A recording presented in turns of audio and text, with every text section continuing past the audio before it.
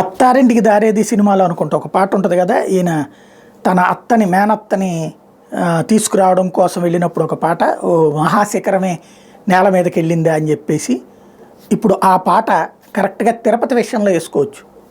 తిరుపతిలో ఎవరైతే కిరణ్ రాయలు వాళ్ళు గట్టిగా చెప్పడం, అంటే YSR Congress party MLA candidate, MLA sitting ఎమ్మెల్యేని, చిత్తూరు ఎమ్మెల్యేని తీసుకొచ్చి తిరుపతిలో పెట్టడం, దానికి అక్కడ ఉన్నటువంటి ముగ్గురు ప్రముఖులు ఎవరెవరైతే ఉన్నారో, కిరణ్ రాయలు కావచ్చు, తర్వాత ఇద్దరు డాక్టర్ హరిప్రసాద్ కానీ డాక్టర్ బాబు కానీ, వాళ్ళందరినీ పక్కన పెట్టేసి, ఈవెన్ తెలుగుదేశం తరపున అయితే గతంలో ఎమ్మెల్యేగా చేసిన సుగుణమ్మ, మొన్న కూడా కేవలం 700 ఓట్ల తేడాతోనే కదా ఆవిడ ఓడిపోయింది, ఆవిడ్ని పక్కన పెట్టేసి ఇచ్చినటువంటి నేపథ్యంలో ఇప్పుడు తెలుగుదేశం జనసేన నాయకులు ఒక్కటయ్యి పవన్ కళ్యాణ్ మీద ఒత్తిడి తీసుకురావడంతో పవన్ కళ్యాణ్ ప్రత్యేకంగా హెలికాప్టర్లో వెళ్ళి నిన్న తెలుగుదేశం జనసేన వాళ్ళతో కూర్చుని నిన్నే మాట్లాడుకున్నాం మనం, ఏంటి ప్రత్యేకంగా విచిత్రం జరుగుతున్నట్టుంది ఇక్కడ అన్నటువంటి.